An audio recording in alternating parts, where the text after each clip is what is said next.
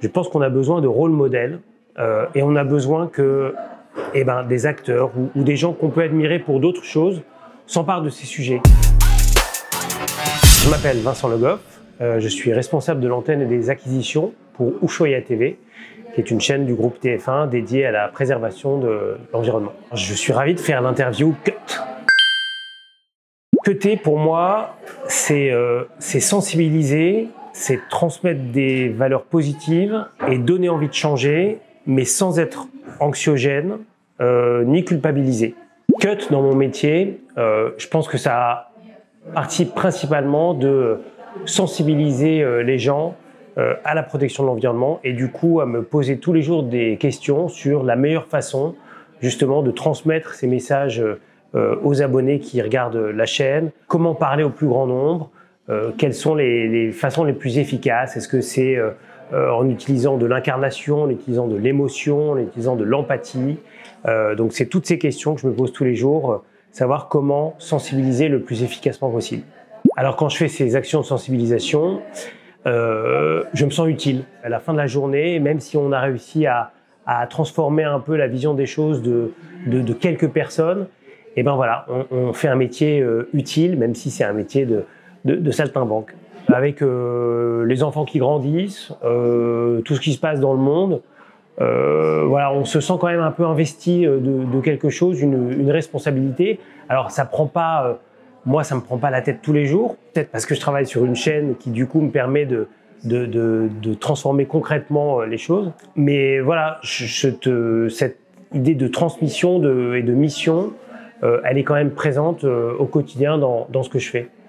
Alors heureusement, on cut à plusieurs. On adore cutter à plusieurs sur Ushuaïa TV. On a la chance d'avoir une équipe qui est vraiment sensible à ces thématiques, qui roule en véhicule électrique, qui roule à vélo, qui mange bio, enfin des petits trucs évidemment, mais on est tous quand même assez investis dans ce qu'on fait et dans la cause. Et ça fait du bien. En fait, je trouve que en ce moment, et j'espère que c'est le cas pour beaucoup de gens, j'espère qu'il y a des vocations qui naissent et qu'il y a des velléités un peu enfouies qui ressurgissent, évidemment par rapport à tout ce qui se passe aux États-Unis avec Donald Trump, avec tout ce qui est fait contre la science, tout ce qui est fait contre les ONG. Là, ça donne d'autant plus envie de donner la parole aux scientifiques, de donner la parole aux gens qui savent expliquer, qui savent moderniser la façon de penser, plutôt que d'accepter l'obscurantisme qui arrive des États-Unis. Alors, on a toujours besoin de plus de moyens financiers dans notre métier pour exister. Mais je pense que dans notre métier et globalement, et c'est un message qu'on martèle, je pense qu'on a besoin de rôle modèles et on a besoin que des acteurs ou des gens qu'on peut admirer pour d'autres choses s'emparent de ces sujets. Parce que voilà, on adore et on suit plus facilement des gens charismatiques, des gens qu'on admire, de la même façon qu'on a plus de facilité à protéger une nature quand on l'admire et quand on voit des belles images.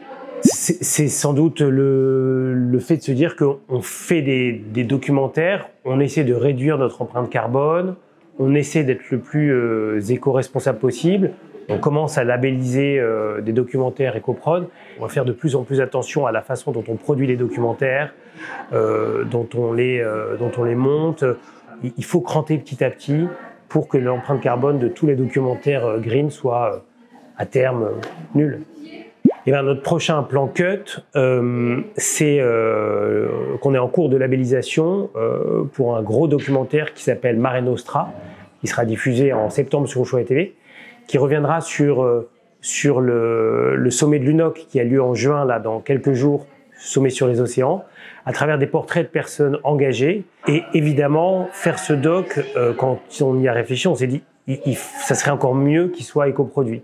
Donc voilà, on est en phase de labellisation qu'on espère obtenir pour joindre le fond et la forme.